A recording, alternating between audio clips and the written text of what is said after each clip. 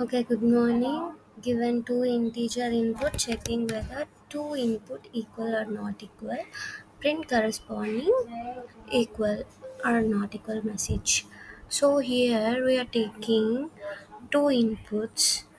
One is sample input, one is 10 and another num2 is also 10. So if both two numbers num1 and num2 are equal, we need to print the output as equal, right? So it should be capital and remaining everything should be small only. Okay, and also coming to another sample input 2. So here also we are taking two numbers. So first num1 is 10 and second num2 is 15.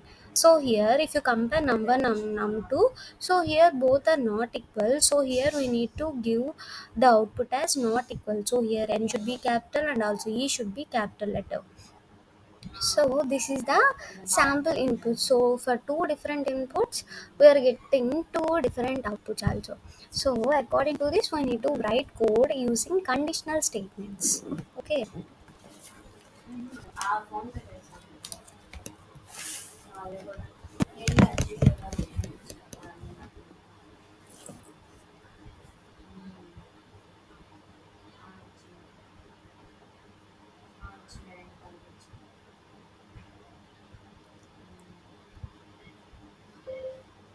Here I'm taking online compiler, GDB compiler, so we can take any of the compilers. So this is the first interface.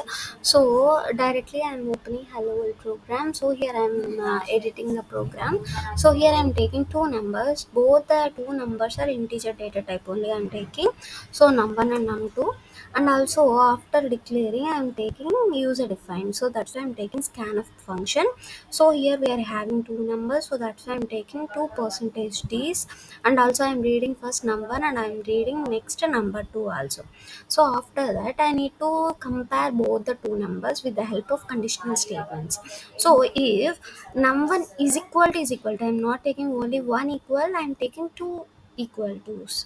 So that means I'm comparing both num1 and num2.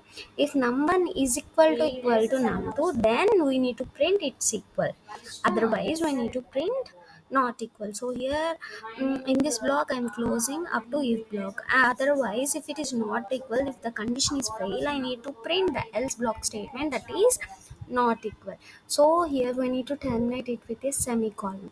So that's it. So for every program, no need to write return zero statement, so that's why I'm removing return zero also. So this is the program. If you touch the last cursor, it closes the main block. So that's it. So if you run the program and check, if you given the inputs as 10 and num2 as also 10, and if you click on enter, you need to get the output as equal. Yes, now the program executes properly. So if you check for the another input also, if you run the program again, so if I am giving 10 and 15, so here I am getting output as not equal. So this is the thing for today itself. Thank you.